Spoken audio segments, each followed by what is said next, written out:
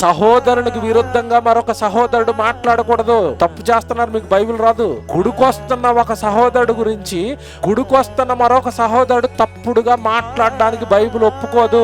ఒకవేళ నువ్వు అలా మాట్లాడావా, బైబిల్కి విరుద్ధంగా నువ్వు తప్పు చేస్తున్నావు, పాపం చేస్తున్నావు అంటున్నాడు. ఆయన మంచోడు కాదు, ఈయన మంచోడు కాదు, ఆవిడ మంచిది కాదు, ఈవిడ మంచిది కాదు. ఏం మాట్లాడుతున్నావు నువ్వు? అసలు నీకు ఏం రాదు. బైబిల్ యాకోబు గారు రాసిన పత్రిక 4వ అధ్యాయము 11వ వచనం చూడండి.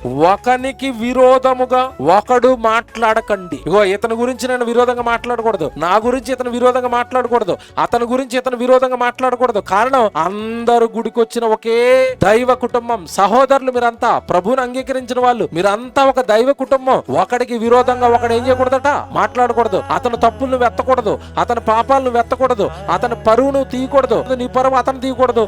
ఒకడికి ఒకడు బహిరంగంగా పబ్లిక్ గా దూషించుకోవడాలు, ద్వేషించుకోవడాలు, ఏమంటే ఇలా ఫైటింగ్లు చేసుకోవడాలు, ఇవన్నీ దైవ విరుద్ధమైన కార్యక్రమాలు. ప్రభులోనికి వచ్చిన వాళ్ళకి రానోడు గొడవలు ఆడుకుంటాడండి, రానోడు పగెట్టుకుంటాడండి, రానోడు కక్షలతో ఉంటాడండి. నువ్వు ప్రభుకి వచ్చావు కదా, నీ పాపాలన్నీ ఆయన క్షమించినప్పుడు, నీ నేరాలన్నీ ఆయన క్షమించినప్పుడు, నీ ఎదుటివాడు ఏదో నువ్వు తప్పు చేస్తే నువ్వు వాడిని క్షమించు, వాడు ప్రేమించు, వాడు గుళ్ళో నిలబెట్టు, వాడికి వాక్యం చెప్పు. దూషిస్తున్నవేంటి, ద్వేషిస్తున్నవేంటి, విరుద్ధంగా మాట్లాడుతున్నవేంటి?